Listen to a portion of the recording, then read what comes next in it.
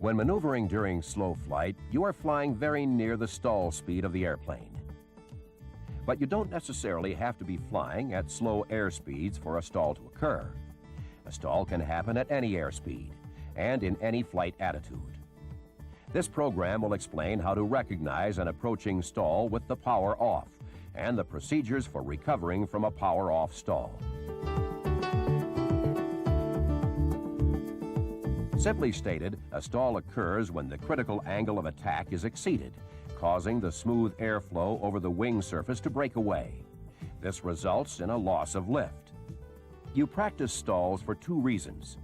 First, they acquaint you with the stall warnings and handling characteristics of your airplane as it approaches a stall. And second, they develop your skills so you can recover from an inadvertent stall quickly and efficiently with a minimal loss of altitude. Stalls are practiced at an altitude that will allow you to complete the stall recovery no lower than 1,500 feet above the ground. Before starting the maneuver, clear the area. Then reduce power and slow the airplane to the normal glide airspeed. As the airspeed enters the white arc, extend the flaps to the setting used during a normal approach and establish the landing attitude. Once stabilized, smoothly raise the nose to an attitude which will induce a stall. To help determine when your airplane is approaching a stall, there are several cues you should be familiar with. One of these is the decreasing sound as the airspeed decreases. Another cue is the stall warning, which begins around 5 to 10 knots above the stall. This warning may be either a light on the instrument panel, a warning horn, buffeting of the airplane, mushy controls, or a combination of these. As the airplane nears a stall, control effectiveness decreases, and you may feel the airplane begin to shake slightly or buffet.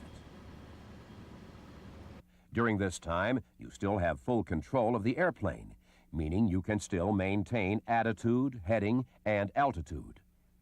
This stage of flight is sometimes called the incipient stage of a stall, or an imminent stall.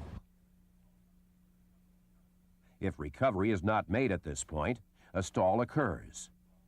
In a stall, the wings no longer sustain the lift necessary to maintain flight. Once the critical angle of attack is exceeded, the nose will pitch downward. Initiate the recovery by smoothly reducing the angle of attack as you apply full power. As you add power, you'll need to increase right rudder pressure to keep the ball centered in the turn coordinator. Then use the flap retraction procedures specified by the manufacturer. As the airspeed begins to increase following the recovery, gently establish a climb attitude. If this isn't done properly and you increase the pitch attitude too quickly, a secondary stall could occur.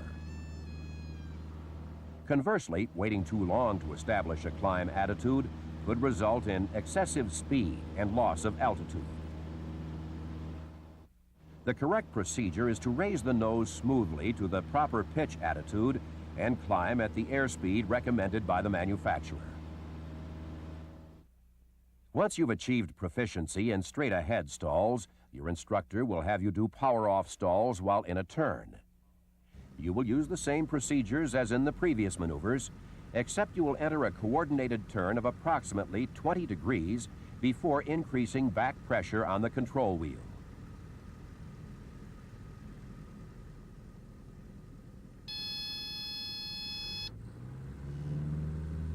Recovery is much like the straight-ahead stall, except that you must level the wings. However, don't level the wings until you've reduced the angle of attack and have added full power. Then, roll the wings level by using coordinated ailerons and rudder pressure. If you're using flaps, they should be retracted, as specified by the manufacturer. Practicing stalls is not meant to increase your ability to stall an airplane, but to help you recognize the onset of a stall and how to prevent it. Or, if one does occur, what procedures to use to minimize the loss of altitude.